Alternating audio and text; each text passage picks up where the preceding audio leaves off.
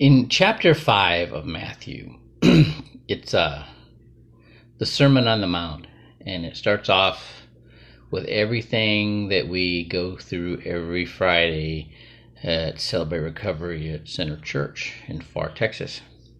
Blessed are the poor in spirit, for theirs is the kingdom of heaven. Matthew 5:3. Blessed are those who mourn, for they will be comforted. Matthew 5:4. Blessed are the meek, for they will inherit the earth. Matthew 5:5. Blessed are those who hunger and thirst for righteousness, for they will be filled. Matthew 5:6. Blessed are the merciful, for they will show mercy. They will be shown mercy. Matthew 5:7. Blessed are the pure of heart, for they will know God. Blessed are the peacemakers, for they will be called children of God. Blessed are those who persecute others, those who are persecuted because of righteousness, for theirs is the kingdom of heaven. Matthew 5:10.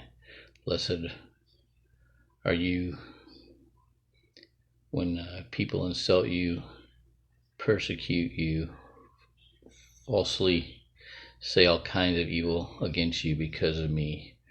Matthew 5:11. Rejoice and be glad, because great is your reward in heaven, for in the same way they persecuted the prophets who were before you. Matthew 5:12. Salt and light. You are the salt of the earth. But if the salt loses its saltiness, how can it be salty again?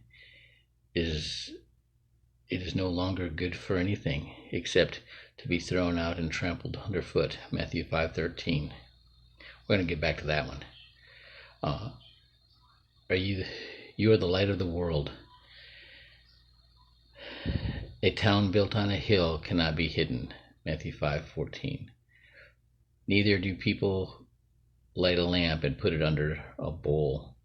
Instead, they put it on a stand, and it gives light to everyone in the house. Matthew 5:15. In the same way, let your light be shown before others, that they may see your good deeds and glorify your Father in heaven. Matthew 5:16. That just goes on and on and on. I'm not going to repeat the whole thing, but there are a couple things. The salt, what does it mean? I'll tell you what I think it means. When you look at John the Baptist,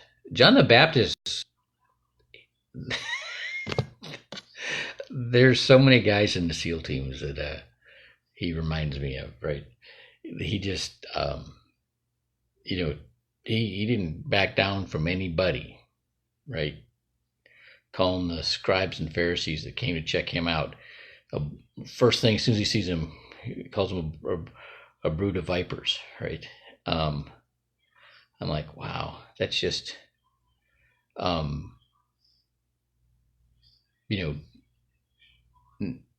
your dish, like they right away, right now, they know what sideline he stands on, right? Which I don't think is a bad thing. I don't think it's a bad thing at all. I'm having an issue right now. I got a warehouse manager,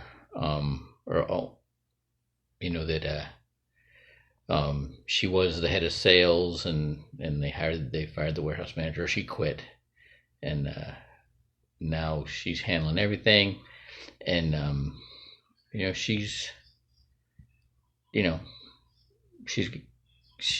not nice to me, right? And I'm not used to taking that from anybody, right? But she's a woman. I don't want to lose that business. I was thinking about getting her a box of chocolates and some of the aromatherapy candles, but that might not go over well. And so I'm reading the scriptures, right? And it's turn the other cheek. I'm like, wow.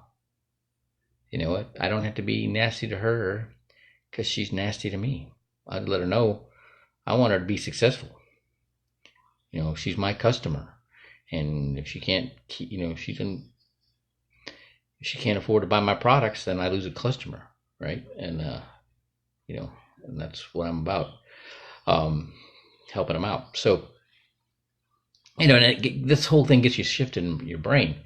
I got good friends. One of my buddies, we were in the Panama invasion together, and he got shot in the head. He's got a degree in psychology. He likes to say, I got half a brain, I can figure that out, right? He's a Jehovah's Witness, man. But he knows scripture, and we talk all the time. And